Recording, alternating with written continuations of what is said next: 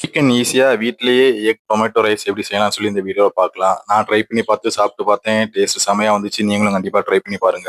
இந்த மாதிரி வீடியோஸ்க்கு மறக்காம என்ன ஃபாலோ பண்ணுங்க. வாங்க வீடியோக்குள்ள போலாம்.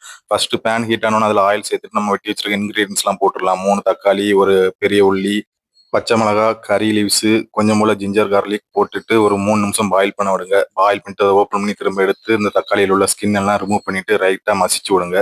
அது கூடவே நம்ம மசாலா ஆட் பண்ணிடலாம். அதுக்கு வந்து நான் வந்து மஞ்சள் பொடி, வத்தல் பொடி, கரம் மசாலா, தேவையான அளவு சால்ட் போட்டு ஒரு 2 மினிட்ஸ் நல்லா கிண்டி விடுங்க.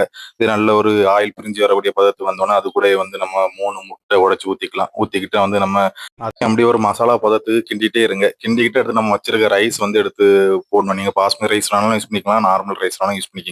நான் நார்மல் ரைஸை போட்டு நல்லா கிண்டி விட்டேன். கிண்டி விட்டு அது கூட வந்து நம்ம அடுத்து சர்வ் பண்றப்போ வந்து கொத்தமல்லி தழை லைட்டா ஒரு லெமனை புழிஞ்சு ஊற்றி அப்படியே சர்வ் பண்ணி அதை ஏதாவது ஃப்ரை கூட இல்லைன்னா ஆம்லேட் கூட வச்சு சாப்பிட்டு பாருங்க. சொர்க்கம் மாதிரி இருக்கும். கண்டிப்பா அதை நீங்க வீட்டில் ட்ரை பண்ணி பாருங்க. இது வந்து கிட்ஸுக்கு நீங்க வந்து ஸ்கூலுக்கு அன்னைக்கு கொடுத்து விடலாம், இல்லைன்னா ஹஸ்பண்டுக்கு ஆஃபீஸ் கொடுத்து விடலாம். நான் ட்ரை பண்ணி பார்த்தேன், செமையா வந்துச்சு. இந்த மாதிரி வீடியோஸ் மறக்காம என்ன ஃபாலோ பண்ணுங்க. இனி அடுத்த வீடியோல புது டிஷோட சந்திப்போம். அதுவரை உங்களுக்கு விடைபெறுவது பிரபு. டாடா பாபாய்.